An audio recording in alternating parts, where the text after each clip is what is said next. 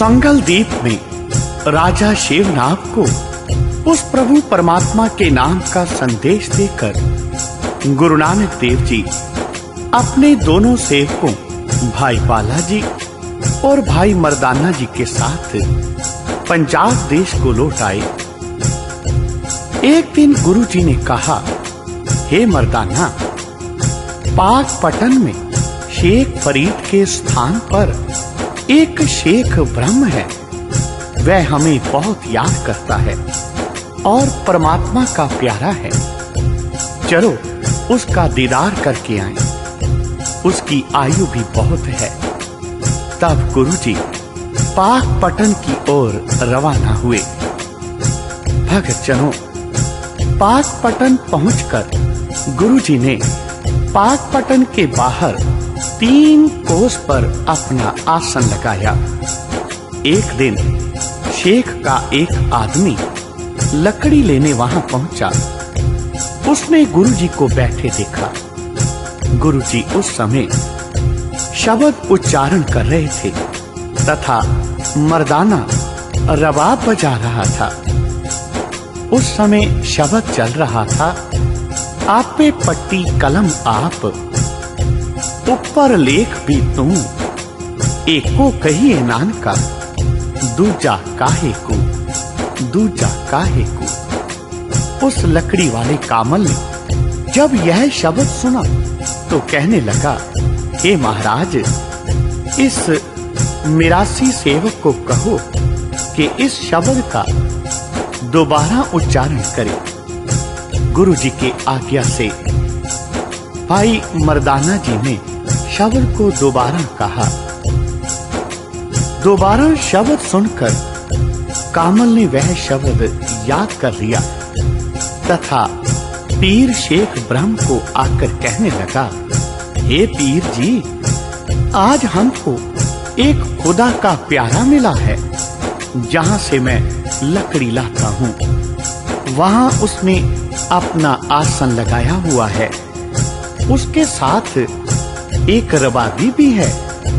वह बहुत ही सुंदर शब्द गाता है। उसका नाम नानक है। पीर कहने लगा, क्या तुमने कोई शब्द सीखा है? अगर सीखा है तो सुनाओ। कामल ने उस समय शब्द सुनाया, आपे पट्टी कलम आप, ऊपर लेख भी तू, एको कहिए नानका, दूजा काहे को। तब पीर कहने लगा, मैं चाहता हूं कि जिसने यह शब्द कहा है उसका दीदार भी किया जाए। अरे बेटा, जिसने यह शब्द कहा है वह तो परमात्मा का प्यारा है। मुझे उसके पास ले चलो। उसके साथ मैं कुछ खुदाई बातें करना चाहता हूँ। भक्तजनों, जब पीर जी ने इतनी बात कही तो उनके सेवकों ने उन्हें पालकी में बिठाया। पालकी पर सवार होकर पीर कामल को साथ लेकर वहां पहुंचे जहां गुरु जी का आसन था। पीर ने कहा, हे बाबा नानक, सलाम वालेकुम। उत्तर में गुरु जी कहने लगे, हे पीर जी, उस अलेख को सलाम है। गुरु जी ने कहा, हे पीर जी, आज खुदा की हम पर मेहरबानी है जो आपके दीदार हुए हैं। तब दोनों परस्पर सत्कार के पश्चात बैठ गए। फिर दोनों में बातचीत प्रारंभ हुई। पीर कहने लगा कि आपका एक बैंत सुनकर मुझे बहुत प्रसन्नता हुई है। मैंने सोचा जिसने यह बैंत कहा है उसके दर्शन भी करने चाहिए। अब आप इस बैंत का रहस्य बताने की कृपा करो। मैं कृतकृत्य होऊंगा। आपने फरमाया है, एको कहिए नानका, दूजा काहे को। एक साहिब ते दोए नहीं, केड़ा सेवा केड़ा रही। परंतु हिंदू कहते हैं वह परमात्मा हम में है और मुसलमान कहते हैं कि उसका वास हम में है। आप कहो कि खुदा का वास कहाँ और कहाँ नहीं है। तब गुरुजी कहने लगे, हे पीर जी, एक साहिब ते एक हद, इको सेवो दूजे रत, दूजा काहे सिमरिए, जम्मे ते मर जाए, एको सिमरो नानका, जल थल रहा समाए। तब गुरुजी ने श्लोक कहा। श्लोक सुनकर पीर जी पूछने लगे, पहाड़ पटोला तज करी, कंबलड़ी पहरियो, जिन्नी वेसी सो पाइए, से ही वेश करियो। तो गुरुजी का उत्तर था, काओ पड़ोला पाड़नी, कंबली पहरे, करें बैठिया सो पाइए, जे नियत रास करे, कर ही मुंद विदेश फिर, नित चूरे संभाले, मिलद्या टिल ना होवई, जे नियत रास करे। यह उत्तर सुनकर पीर ने पूछा, नड्डी वात ना राविया, वड्डी थी मुई आस, तन पुकेंदी गोर में, तै सह ना मिलियास। गुरुजी उत्तर देने लगे, महल कुचज्जी मड़ बड़ी, काली मनु कसुद्ध, जे गुण होवन ता फिर रवै, नानक अवगुण मुंथ। हे पीर जी, यदि औरत घर में हो और मर्द परदेश गया हो, और औरत मर्द के लिए घर के अंदर ही बैठी रहे, तब औरत पति की और पति औरत का। यदि औरत तो अवगुणहारी हो तथा अपने पति पर विश्वास ना हो, तो वह औरत पति की नहीं, वह तो दूसरों की होती है। यदि औरत धैर्य से बैठी रहे, तब उसका धैर्य उसकी इच्छा पूर्ण करता है। यदि औरत सुचज्जी हो परंतु पति से डरे तथा महलों से सुगंधी आती हो, उस पर अधिक प्रसन्न होता है। यदि औरत में दुर्गंध हो तो पति उस पर प्रसन्न नहीं होता तथा उस पर कृपा नहीं करता। यदि अधिक दुर्गंध हो तो पति उसके निकट भी नहीं आता। ये पीर जी, यह देह अच्छी नहीं जो अपने स्वामी की सार नहीं जानती। बुराई का नाम दुर्गंध है। यदि अहंकार है तो उसका नाम महादुर्गंध है। यदि यह सभी दुर्गुण जिसमें हो तो बताओ, उसे पिया प्रभु परमात्मा किस प्रकार मिलेगा। सच्चा स्वामी तो गुणों के साथ ही प्राप्त होता है। इतनी बात सुनकर पीर जी पूछने लगे, कवन सु अक्षर कवन गुण, कवन सु मणिया मंत्र, कवन सु वेसु हौ हरि, जित वस आवे कंत, कवन सु वेसु हौ करी, जित वस आवे कंत।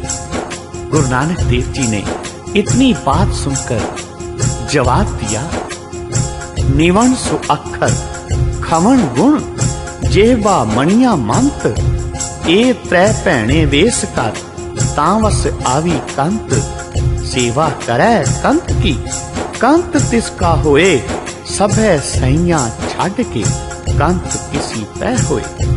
हे पीर जी, जो झुकना है यह प्रत्येक के लिए उत्तम है, बस उसका नाम अक्षर है। और भली बुरी बात सुनकर आगे से उत्तर ना देना इसका हिमड़ा है। तथा ईश्वर की ओर से सुख दुख जो भी मिल जाए तथा वाणी द्वारा जब कभी बोलना पड़े तभी भला बोलो, इसका नाम मणिया कहा जाता है। ऐसे लक्षणों वाली पति को पा लेती है। सभी को छोड़कर पति देव उसी के बन जाते हैं। अर्थात जो पति की सेवा करती है तब पति उसी का बन जाता है।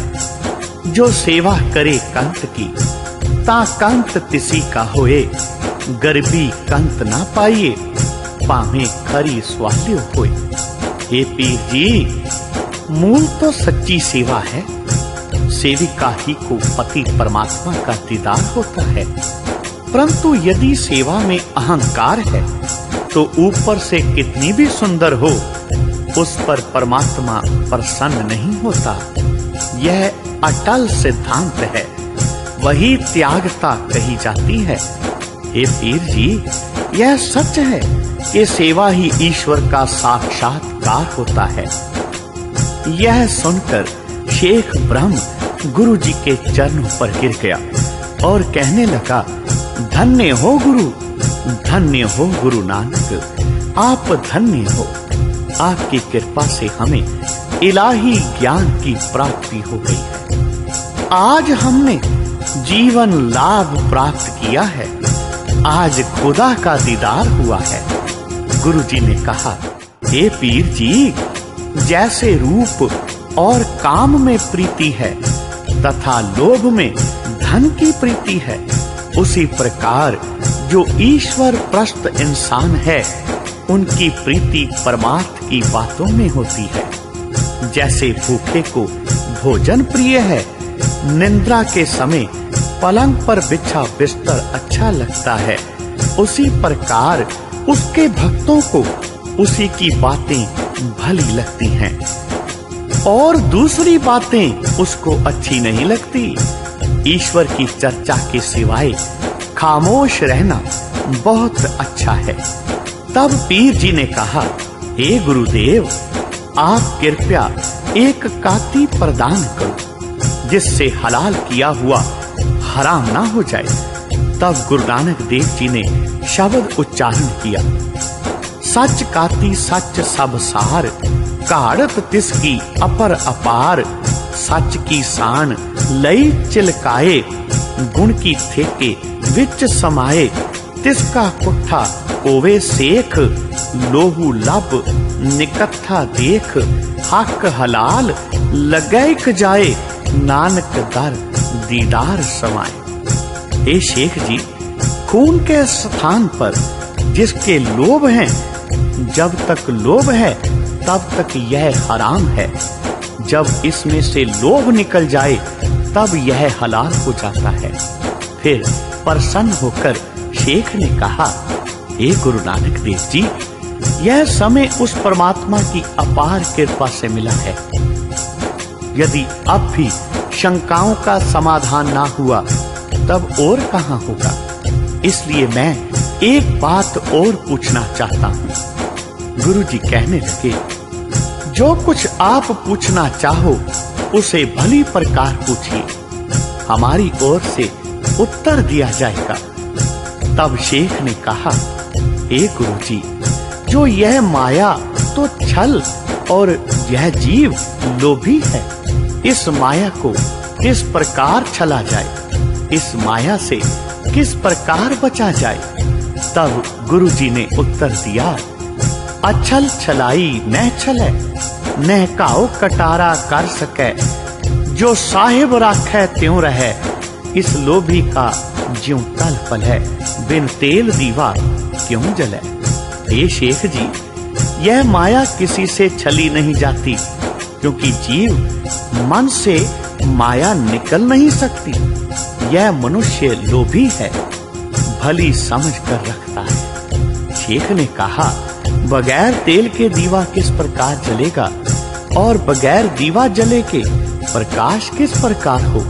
तब गुरु साहब कहने लगे, कुरान कतेब कमाइए, पौवट्टी इत तन लाइए, सच बुझण आन जलाइए, बिन तेल दीवा यूं जले, कर चानन साहिब तुम मिले।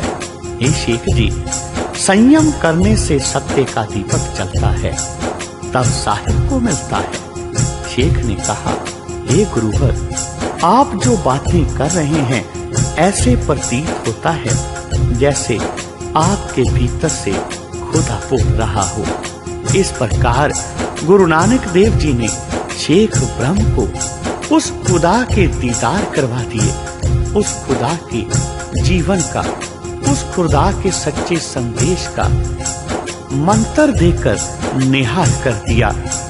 भगत जनों, गुरु नानक देव जी अपने दोनों प्रिय भक्तों भाई पाला जी और भाई मर्दाना जी के साथ और आगे लोगों को प्रभु परमात्मा के नाम का संदेश देने के लिए अपनी यात्रा पर निकल पड़े। बोलो जी पाई जी वाहे गुरु वाहे गुरु वाहे गुरु।